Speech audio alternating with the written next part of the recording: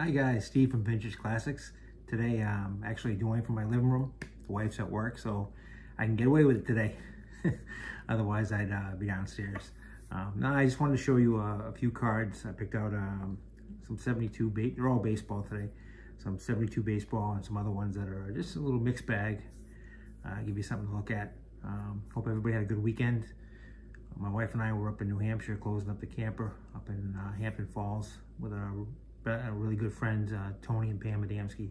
Known Tony for 30 years, great guy, great musician. In fact, I don't know anybody who plays as many instruments as he can.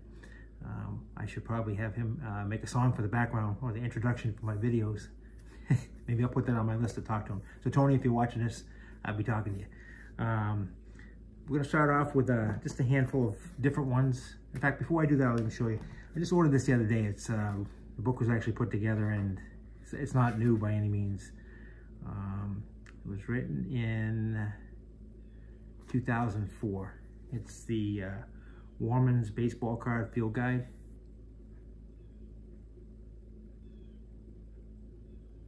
If you guys ever have a chance to pick this up, it's definitely worthwhile. It lists like 500 cards in there with a photo of them, their value at that time. It's interesting to look back and see in 04 what they had the cards listed at and how they progressed or became more valuable or less valuable over the years. But it's a good thing to look at. I have a lot of older reference guys. I like to look back every now and then and compare them to what how the cards are doing today, just out of curiosity. Like I've told you guys a million times, I don't sell anything. I'll trade with people, trade some of my extras and stuff. But it is fun to look at and see how the cards have grown and stuff in value. All right, let's start with a 1966 Topps insert rub-off of Bob Gibson of the Cardinals. Now I hope the glare isn't too bad in here. Okay. Next up, you're gonna have I always like this guy as a ball player. The 1973 Topps Reggie Smith, card number 40. Back when he was with the Red Sox. Played center field for the Red Sox. Another player who I really enjoyed in 73. I like the 73 Topps a lot. I have a lot of 72s today, but I do really enjoy the 73s also. Here's a 73 Topps Vita Blue. Again, the great action shots. Commonplace in the 70s, more so than today, but Vita was a great pitcher. Passed away recently. So, then you got Joe Torre, 1973 Topps. St. Louis Cardinals.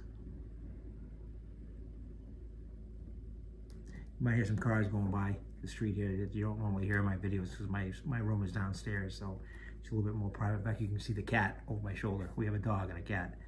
One of the videos, our dog's name is Paws. I'll bring him in to the video. Maybe when I close this up today, I'll show him.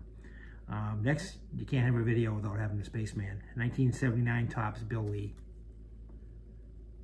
The classic nutcase, but he's an interesting guy. If you ever get a chance to meet him, I have met him. I have quite a few things autographed by him. If you have him signed, he'll sign, what does he put? Something about the year and the outer space, whatever, 2023 or whatever on there. He always has some remark on there. But he's still pitching, makes appearances every now and then. So next I wanted to cover, if you guys have a chance and you're out somewhere or you're collecting, trading with somebody and you come across some checklists, here's two from 1970. If you want to try to get ones that are unmarked, obviously, hard to find. Most people, as I did, I have quite a few unmarked now, but I also have some that are marked. As a kid, you would check them off to see which cards you needed as you were trying to collect that set. But a good thing to collect too. There are a lot of collectors out there of checklist cards. So, all right, 1975 Topps, another great set. The design, the color schemes, and everything. This is George Foster with the Big Red Machine. That was the year they did my Red Sox in 75 World Series.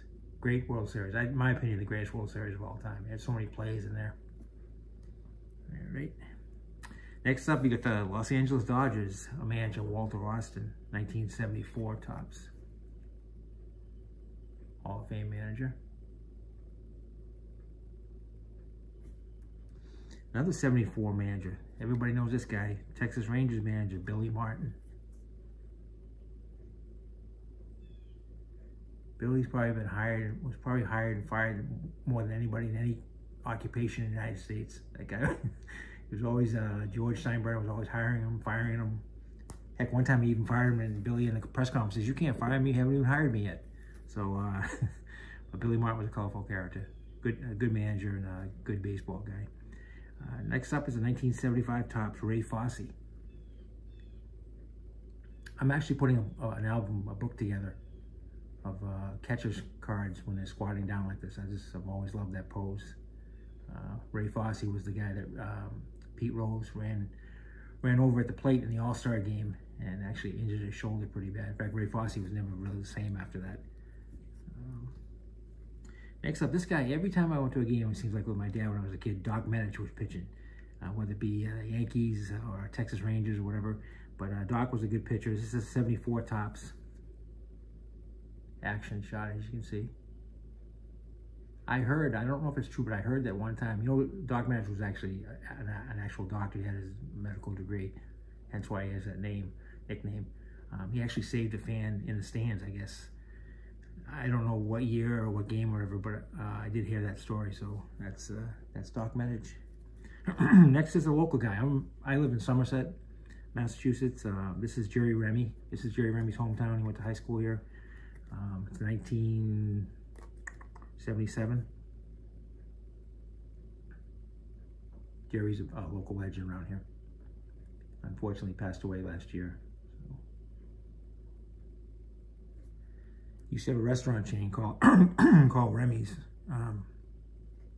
It's no longer, excuse me, it's no longer there now anymore. But he's definitely thought of very highly around here.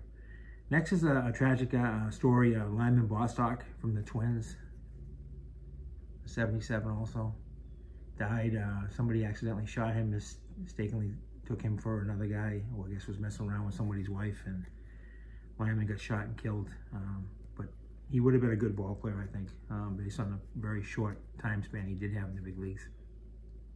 Next is a 74 Topps player of a guy who's hated in the Boston area, Mr. Bucky Dent. I won't say the nickname or anything.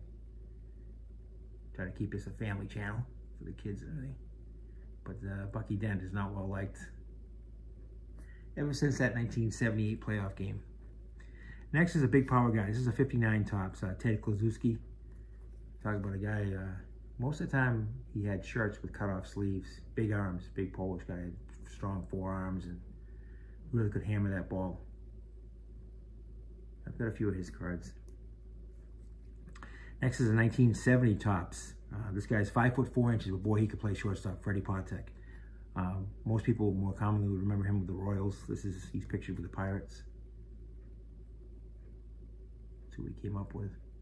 But Freddie, like I said, 5'4" tall, but he could play some shortstop. All right, here's a team that didn't last very long. In fact, one season. 1970 Topps. I'll show you two guys in a row from the Seattle Pilots. You got John O'Donohue. A lot of people collect Pilot stuff. I have a few cards. I have a bobblehead of Gorman Thomas, who was their first draft pick ever. I do have that. Gorman Thomas, Stormin Gorman, later on became a well-known player with the Milwaukee Brewers. Here's Bob Locker, also from the Pilots, 1970.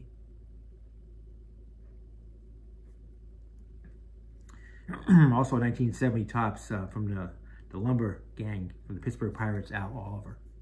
Good ball player. Got the old rookie trophy, not the cup they have nowadays, the actual trophy itself. All right, then you got a 1964 Topps, outstanding little lefty, Joe Nuxhall, Cincinnati Reds. Good pitcher. See, a lot of teams had him back then, the cutoff, the shirts. He's actually wearing a long sleeve t-shirt underneath it, but that was a common thing for a lot of teams. All right, now here comes a long run of 72. So I've told you before about I love the action shots of the 70s, and there's probably no set that's more notorious for that than the 72 set, I would say, in my opinion. They had the in-action cards. In fact, here's Bob Barton, a 72 catcher from San Diego Padres. You can see the crowd behind them all looking. Something must be going on. Here's a 72 Topps of Chris Chambliss, Cleveland Indians at that time. Later became more notably with the New York Yankees. And there's that the trophy I told you, the rookie trophy, as opposed to the cup. I should have brought a newer card and showed you the difference, but I will in one of the future videos. All right, then you get a 72 Topps of Hall of Famer Tony Perez. Another member of the Big Red Machine. Outstanding first baseman. If you watch ESPN and all that stuff, that's Eduardo Perez's father. If you didn't know, I'm sure most people knew that, but if you didn't, that's who his father is. Here's a 72 Topps of the great Frank Robinson.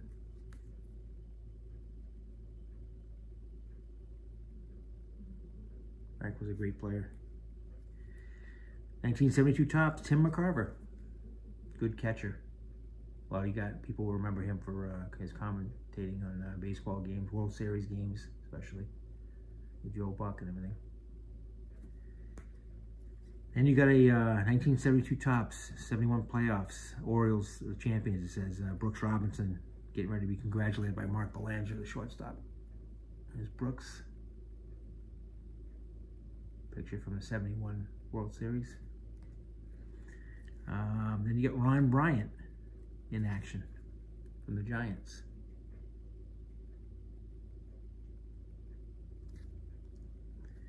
Next up, you get Hall of Famer Raleigh Fingers. Remember I told you about the cutoff shirts? There's another example with the Oakland A's. Notice in this card that Raleigh doesn't have his trademark handlebar mustache yet. That was soon to come. As a kid, I was always a diehard Red Sox fan, obviously, but I did like the Oakland A's, and then the National League was always the Pittsburgh Pirates I used to like. So here's the first DH, but this card is from 72, so that wasn't until the following year, but here's Ron Blomberg of the Yankees, would go on to become the first designated hitter in baseball history. All right. Next up, a nice little action shot of Willie Davis. Looks like he's on deck and he's laughing about something. Good ball player also. Next up, this is a card of Ellie Hendricks. I just love the card itself, the way it looks. He was a good catcher for the Baltimore Orioles. The pose, he's ready to jump out of his stance and go after a foul ball. Okay.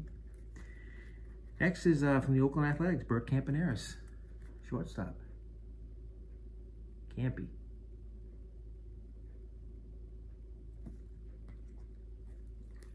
Here's a 1971, 72 Topps, but 71 American League pitching leaders. You got Mickey Lolich, Vida Blue, Wilbur Wood. 3 outstanding pitchers that time. Wilbur Wood is from Massachusetts, a knuckleball pitcher. Now this card I like, just an average player, but Billy Cowan from the Angels. If you look up above his head, the halo on the A actually looks like it's going above his head, like an angel. Here's the overall look, and then there's the... And again, that's 72 Topps. Another 72 Topps in action, Clay Kirby, San Diego Padres.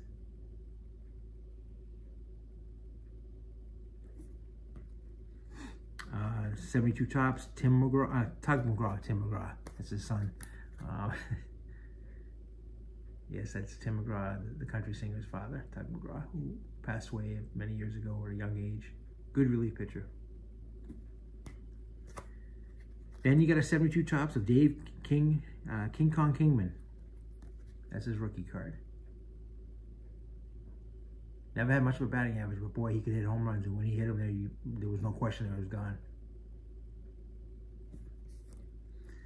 All right, we only have a few left here. We got the 71 World Series. You got Manny Sanguian, Pirates catcher, up in the air with Frank Robinson sliding underneath him.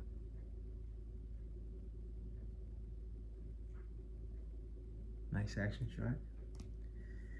And then you got from the Phillies, the 72 Topps, Greg Luzinski. Guy has some big forearms. Can't see in this card. But he was a powerful man. He could hit the ball a long ways. Him and Mike Schmidt and that crew. Next up, you got from the Oakland Athletics, Jim Mudcat Grant. Look at that. If you look at the chops, the sideburns on him. Common, obviously, for the early 70s. Good pitcher, too. At the time, he had over 150 wins in the big league. So, and then you got the last card I had to show you today is, you know, everybody knows Gaylord Perry, a Hall of Fame pitcher and everything, but a lot of people forget about his brother, Jim Perry. He was a solid pitcher. It's unfortunate that he gets overlooked a lot. He's pitched here with the Minnesota Twins. All right, that's about all I have for you today. Like I said, I hope everybody had a good weekend. I hope you're in football. I hope your teams won. My Patriots pulled one out against the Jets. It wasn't the most impressive game, but a win is a win. So hopefully we can get one this coming week against Dallas. It'll be a tough game, though. Cowboys have a good team, even though they got beat by the Cardinals. I could go get if you want to see my little guy, pause. I'll go get him real quick. Hold on 1 second.